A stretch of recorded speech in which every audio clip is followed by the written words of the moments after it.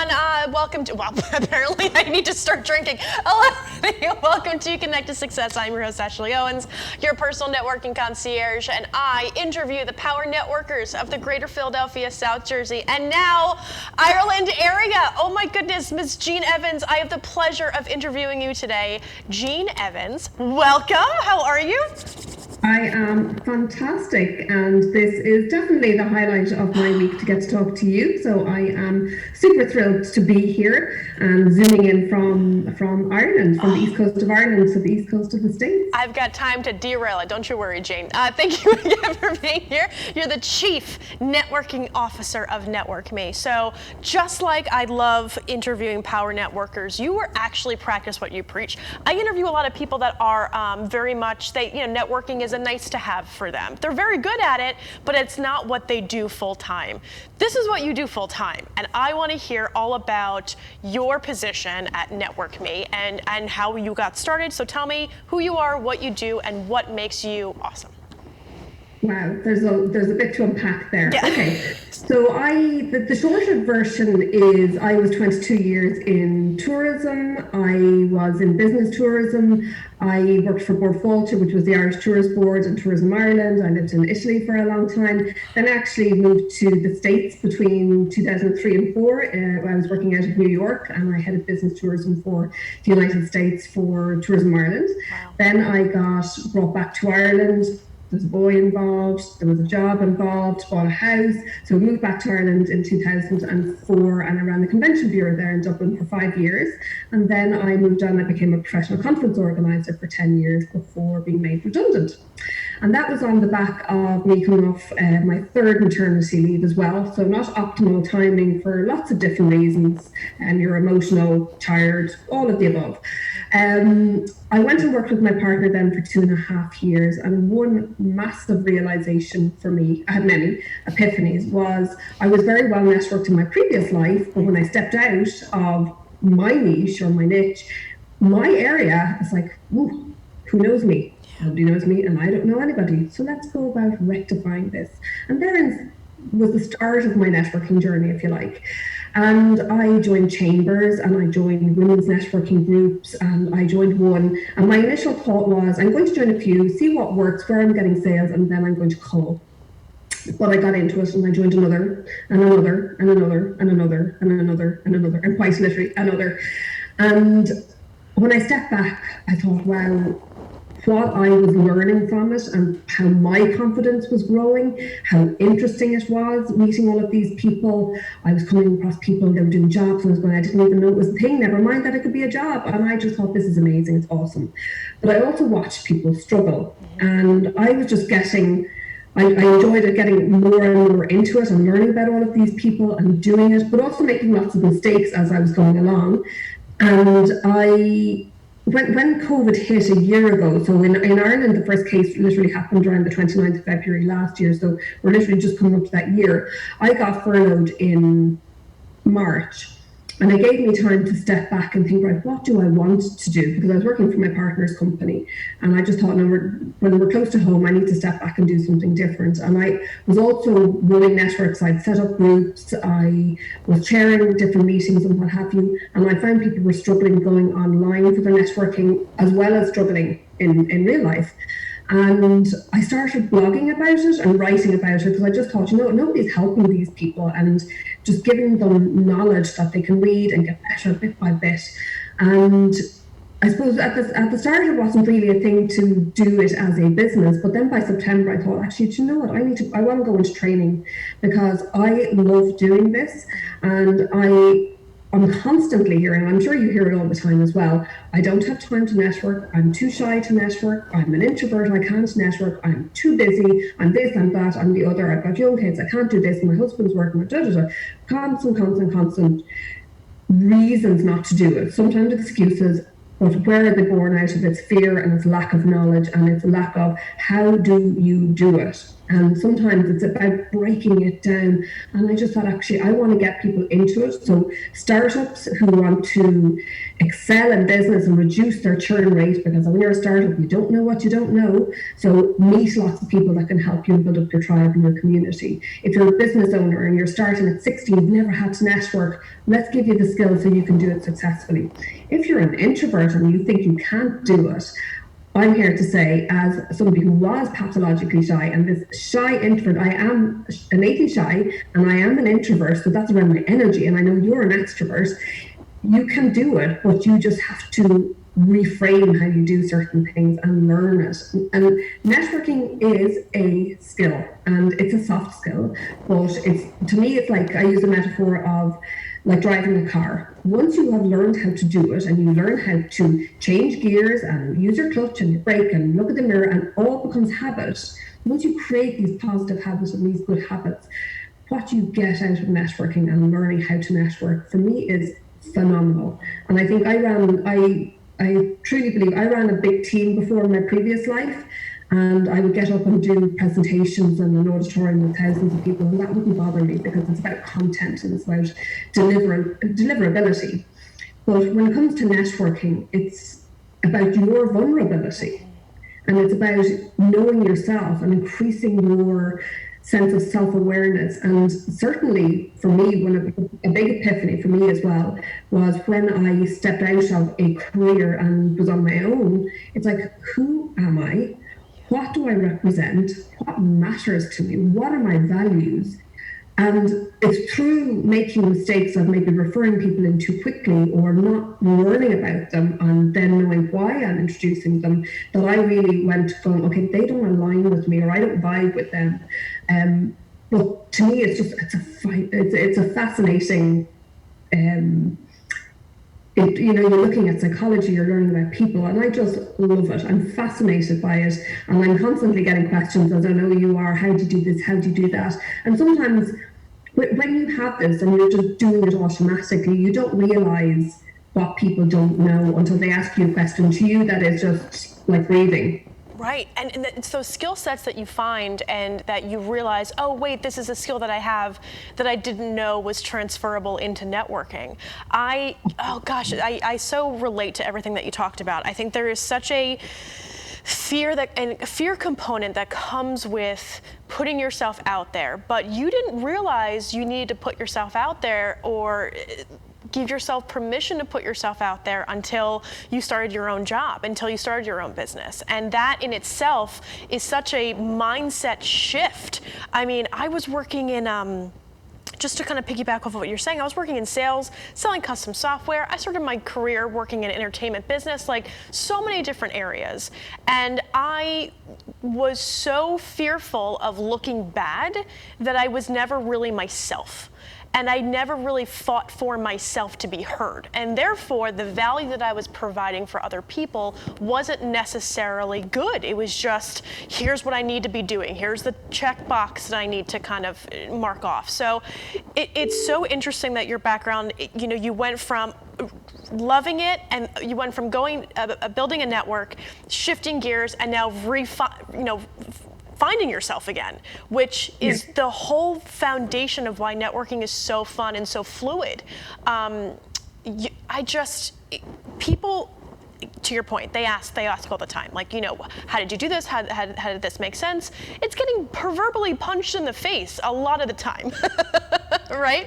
It's getting, it's screwing up, it's saying the wrong thing. It's really kind of troubleshooting, but I think what makes a really good networker, and I would love your opinion on this, and just qualities of somebody who understands the value of networking, I personally feel like there is a human component that innately lives within us, actually being naturally curious about another person and being mindful enough to recognize that the conversation is not about you, even though you have all these, great ideas and resources and really want to help.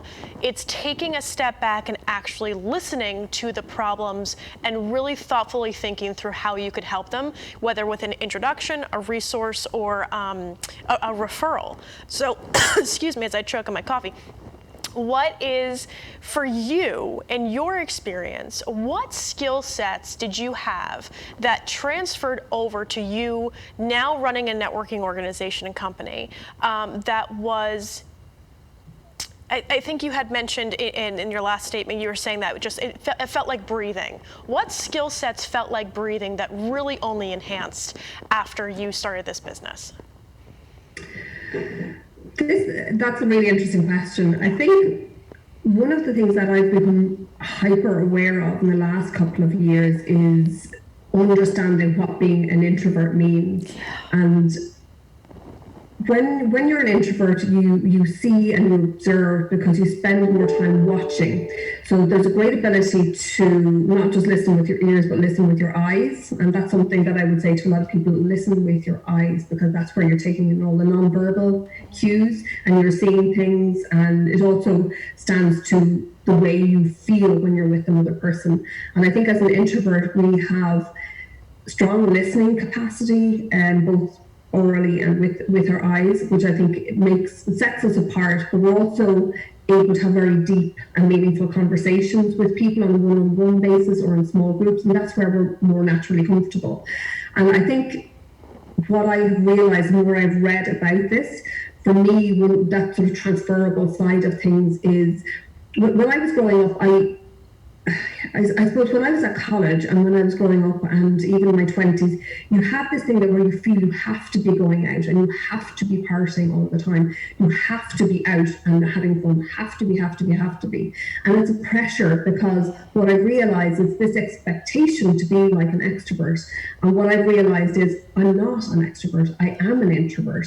So actually I prefer to sit at home or go to dinner with a couple of people, with friends in a small group, or read a book. That's what I prefer, because I'm calmer and that I can step away. When I understood this, then I was able to own it and love it as well. So one of my messages in terms of the networking is, if people feel they are an introvert, or if they don't know, go and do a test on it and find out whether you are. Where's your energy source? But if you are an introvert, own it, love it, and be proud of it. Because I would like people, one of my messages would be, find this out early, because once you find it out early, where your natural disposition is, you can learn to love it and own it, and it'll give you so much more confidence, and you won't feel that you are less than, because you're not. Own it. And actually what I say to people now in terms of, if you are an introvert and you're not feeling, you're having a wobble or you're not having a great day, put on a super cape, even if it's obviously in your head, but put on a super cape and realize that being an introvert is your superpower. So own it, love it, and let it give you confidence, because you've got different capabilities and capacities and you look at things differently, and that's also good, because you take that information, what you've learned about people, and you mull on it, and it goes in there and it percolates, and you manage information differently. But that's good, because that's where your creativity comes in. And I think all of the people who change the world, and the creatives, whether it's the Bill Gates, the Warren Buffetts, it's people that people don't realize. But Beyonce, she's an introvert, because her stage persona is Sasha Fierce. But Beyonce, what you know about her, very, very little, because she's very private, and her privacy is where she gets creative, because she's an introvert and she goes and she moves, and that's where her creativity comes out of. So if you actually realize and own it and love it, then I think it starts reframing people's mindset around networking, because I think there's an awful lot of fear that people sort of say, oh, I don't have time, I'm too busy, it's not a priority. But actually what it's stemming from is fear and lack of knowledge in the how to, the when to, how to talk to people, when to talk to people, how to deal with different situations. But if you learn these things, and it's all learnable, and this is where the skill comes in for me, if you learn all of these things, what you're going to get out of learning to network in terms of your confidence, in terms of your strength, your resilience, it's exponential. And when you've got that inner strength and that self-belief that you can go and conquer, you can do anything. But your business, your career, getting that promotion, making yourself known to other people, you're never going to reach your potential unless you work on your self-awareness and your self-belief and your confidence. And so when we return, we're going to talk to Jean about her tactical tips and practical takeaways in networking like an introvert. Stay tuned. We'll be right back. I'm kind of new here, but I've noticed a trend. My human does this funny thing where she goes around and gets all my toys, and then she hides them in that basket by the door. But it's always the same basket, and it's always in the same place. And then she acts so surprised when I find them, but, she's putting them in the same basket again. It's like, hello, that's where you put it last time. You were the worst at hide and go seek.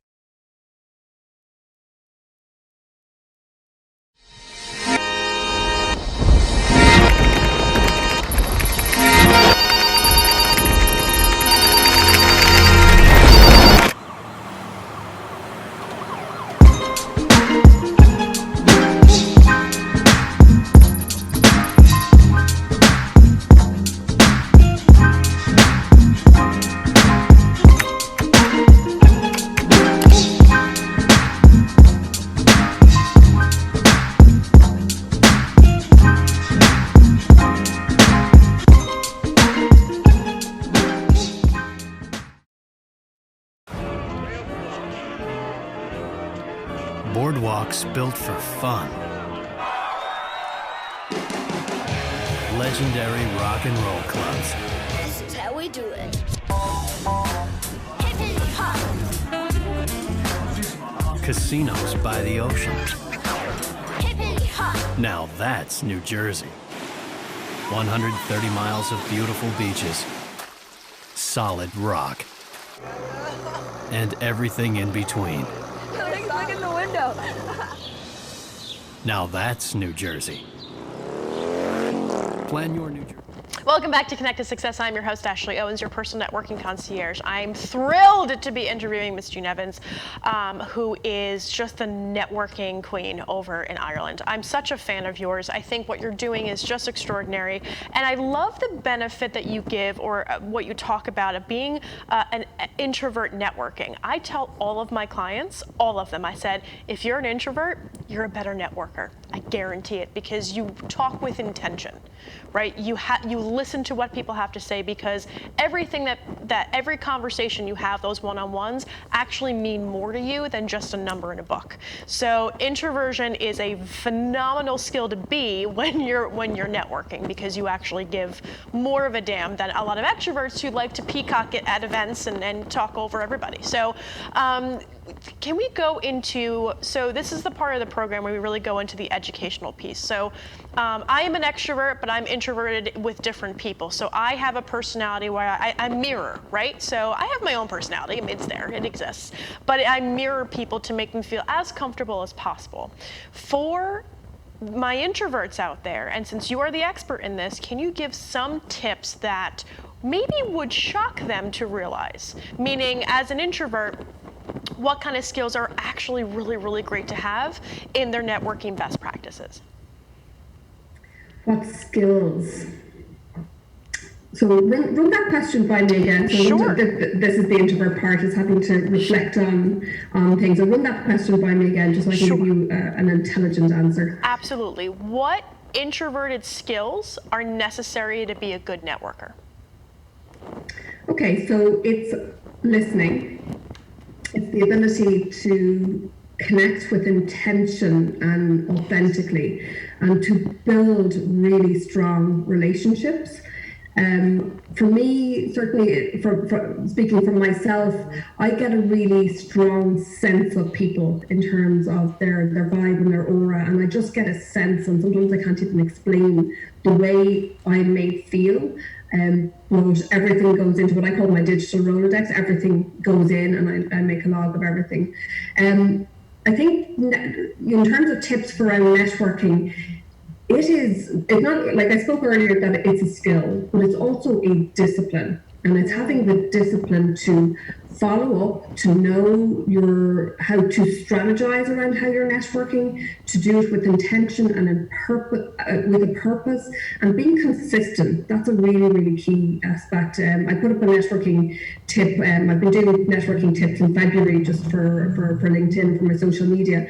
And my tip today actually was around consistency, because showing up, how you show up, engagement, doing what you say you're going to do, following up, doing your one-to-ones, investing in other people, are key attributes. And when we're going out networking, we're there to build up contacts and relationships. The end game is always to get business, but it's how we're getting business in the journey. And networking for me is like compound interest on your pension. It is only ever going to work with time. And I hear a lot of people who get disenfranchised because they have been 3 months in a network, I didn't get any business, or I've been 6 months in it, I didn't get any business. And when they have that mindset where it's closed and it's not working, and they think, oh, networking doesn't work, I tried it once, it doesn't work. I want to say, no, you need to come back out, and you have to have a growth mindset, you have to have an open mindset, and you need to learn the process for how to do it.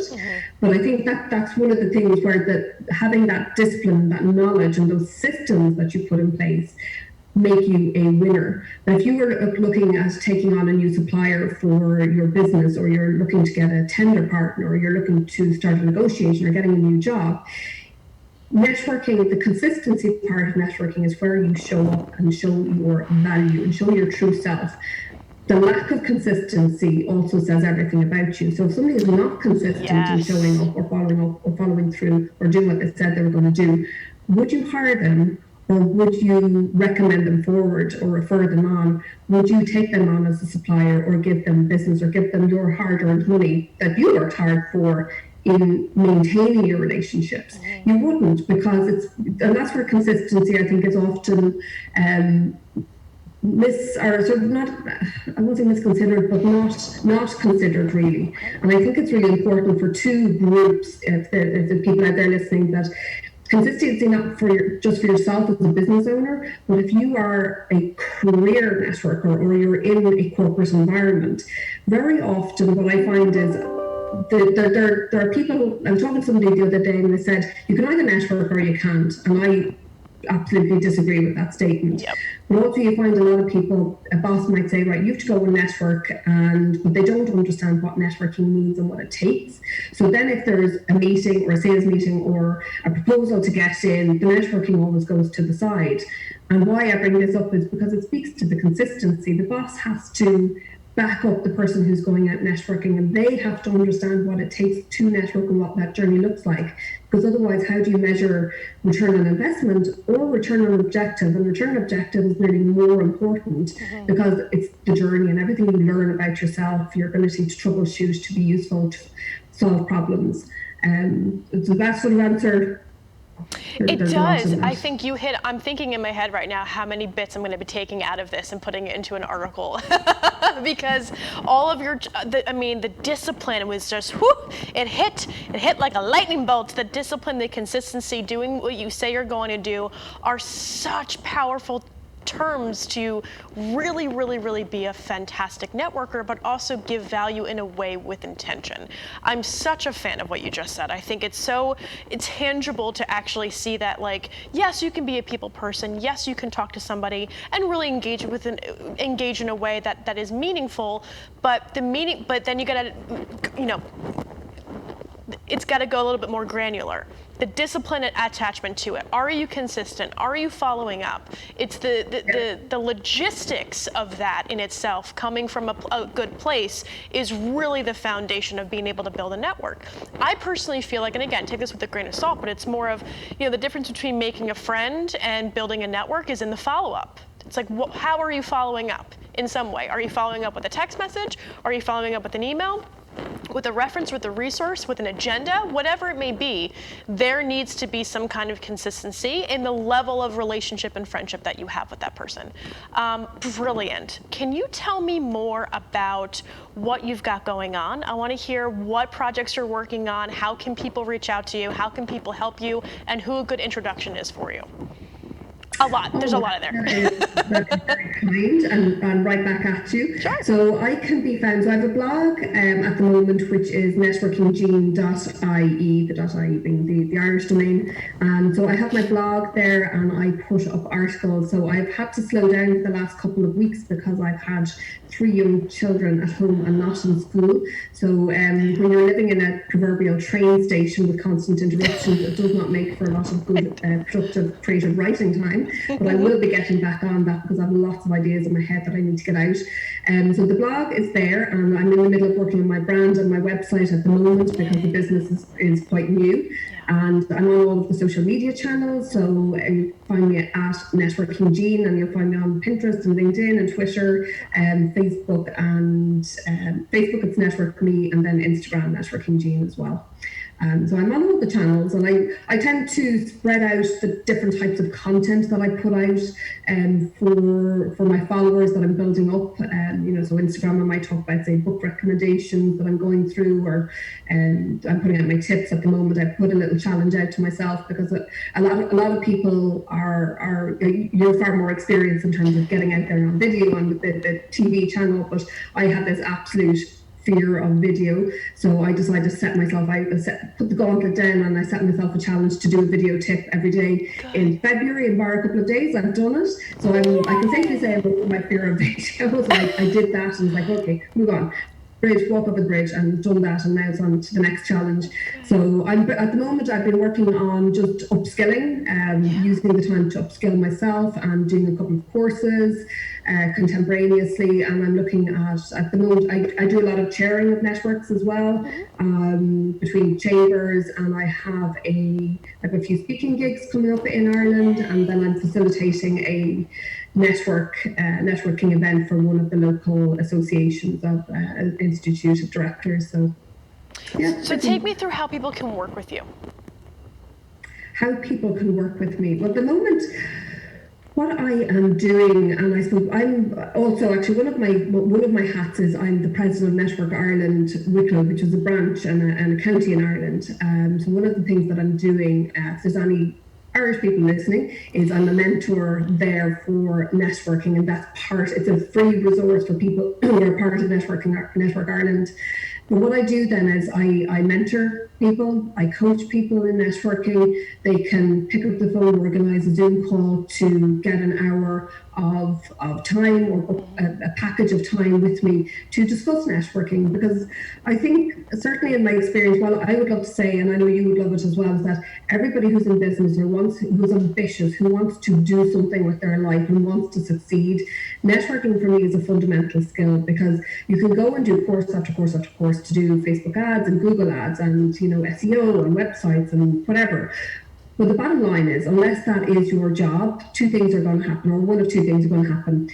You're either going to realize it's far more complex than you thought, and you're going to outsource it as soon as you have money, or you're not going to do it.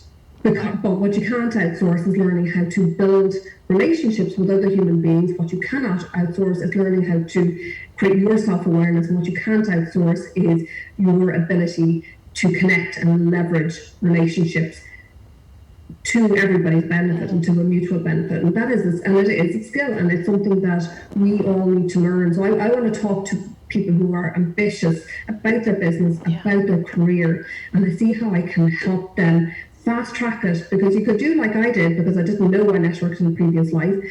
You can do it where you learn and you fall and you drop and you make mistakes, and 20, 30 years of doing it, and then you come across some epiphanies and you get better each time. Or else you can short circuit it and you can do a course, get the groundwork and the framework, do a course, learn how to do it, and then it's like driving that car. You're just going to get better with practice. You're going to get better, it's going to be easier, you're going to be more confident. So I want to talk to people. So at the moment I'm also developing the courses to help teach people, and literally it's going to be webinars and sort of a blended learning model where there'll be a community that people can come in and ask questions. It'll be a safe space, because people, it's what I've realized is that it's an extremely emotional conversation, because the journey for everybody learning to network is so different, because it depends on your education, it depends on your background, it depends on your energy, it depends on your socio-demographic circumstances, where you live, your life, your journey.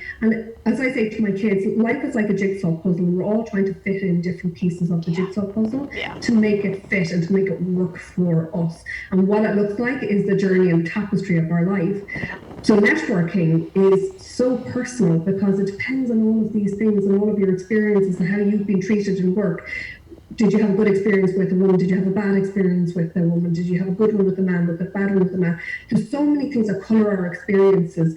And I find a lot of people, when they don't know something about networking, they feel it's too simple to ask, or they don't want to ask what they perceive as a simple question. But my call is, if I had to call out something, I would say is, if you've got this question, somebody else does too. And the value of sharing that is you put it out there and you let other people learn, and then everybody builds their knowledge together and they get courage together. And that's for, you're building that community and that tribe and that support network. And I obviously I'm passionate about networking. I love it. And I love what it's so empowering, and that empowerment it helps you manage your mind. And there's different statistics. That business is 5% strategy and 95% mindset. Right. But the older I get, the more I realize, wow, it is about managing your mind. It's managing your wobbles. It's managing your moments. It's managing when you feel less than, when there's imposter syndrome, when there's all of those voices in your head, and you just want to go, out you go. But you learn how to control it and manage it and give the best of yourself. And if you're doing that, it's such a good lesson for children to see that. It's a good lesson for staff. It's a good lesson for teammates. It's a good lesson for your supplier network. It's for everybody. If you're showing up, you're giving the best to yourself. And I think that's what it's so powerful. Jane, you are wonderful and lovely, and everybody's going to get a lot of value out of this conversation today. I think what you're doing is absolutely incredible. Thank you so much for being here. You and I will be chatting soon, hopefully when your email gets my emails. And I am thrilled to have you on Connect to Success. Thank you everybody for watching. Jane, again, thank you for being here today. My absolute pleasure. It's been a pleasure talking to you. Thank you so much. You're welcome. Thank you everybody again for watching. If you'd like to be a guest on the show, please email Ashley@ashleysays.com. And we will see you next week when we talk to the power networkers all over the world now about their tactical tips and practical takeaways in networking. We'll see you next week. Bye-bye.